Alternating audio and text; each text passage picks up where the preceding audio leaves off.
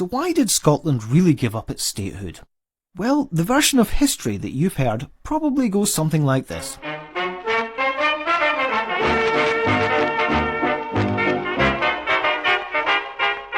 Following the failure of the Darien scheme to successfully establish a colony in Panama during the late 17th century, Scotland was essentially a bankrupt nation.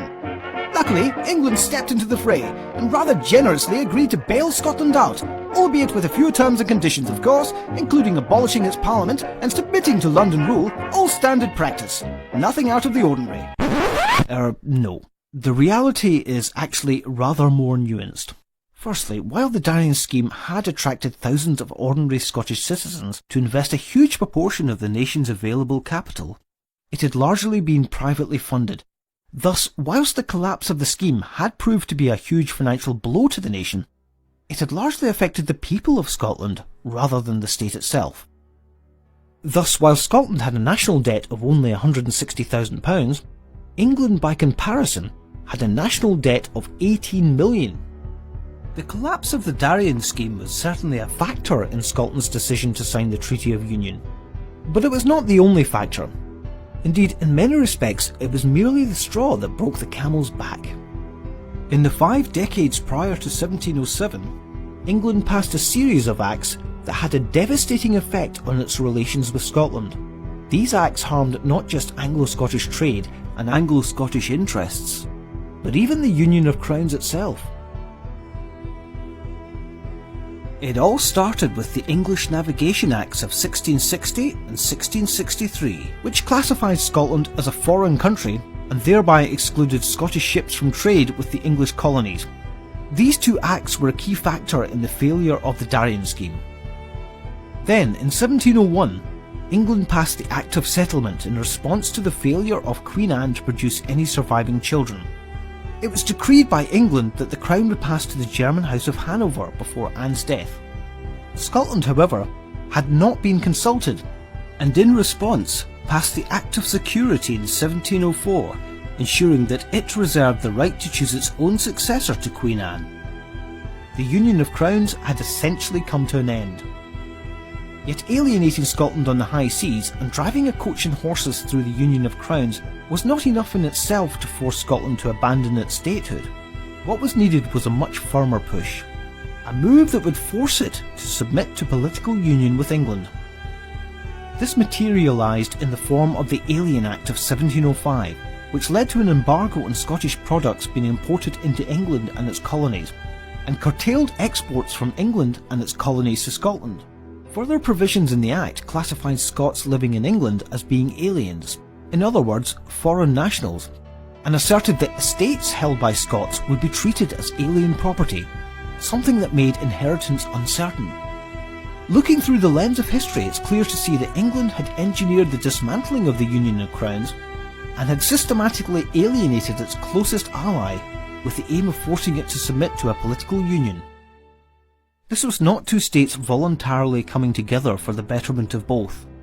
Rather, it was a larger state forcing its smaller neighbour to submit to a political union for its own benefit. It was in short a takeover, not a merger. International law states that nothing can be done without or against the will of a sovereign state.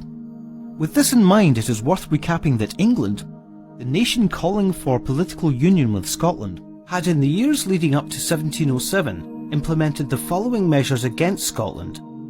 Decreed that Scottish ships were to be considered foreign and forbidden from trading with England's colonies. Blocked all imports from Scotland, resulting in Scotland losing half of its export market. Curtailed many exports from England to Scotland. Unilaterally passing legislation relating to the monarchy despite being in a union of crowns with Scotland. Reclassifying Scottish citizens and their property in England as alien, removing in the process many of the rights they previously enjoyed. Let's also keep in mind that the above measures were implemented by a country that had shared a monarch with Scotland since 1603 and was supposedly an ally of Scotland.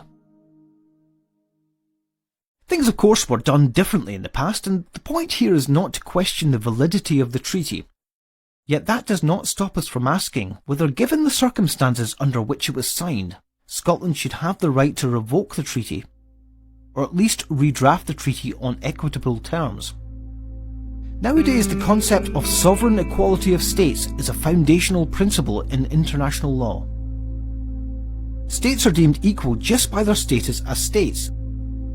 States therefore are considered equal regardless of their geographical size, their population size, the size of their economy, their military power, or their level of industrialization.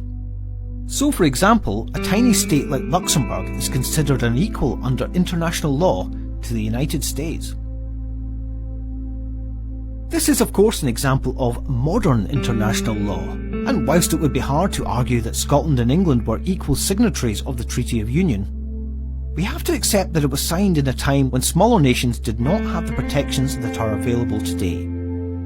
The Permanent Court of Arbitration, for example, came into being almost 2 centuries after the Union in 1899, whilst the International Court of Justice was founded even later in 1945. Nonetheless, we live in a society today that is willing to try and right the wrongs of the past. Take slavery, for example, which was commonplace at the time the Treaty of Union was signed. These days, many historical statues and symbols associated with slavery have been removed worldwide.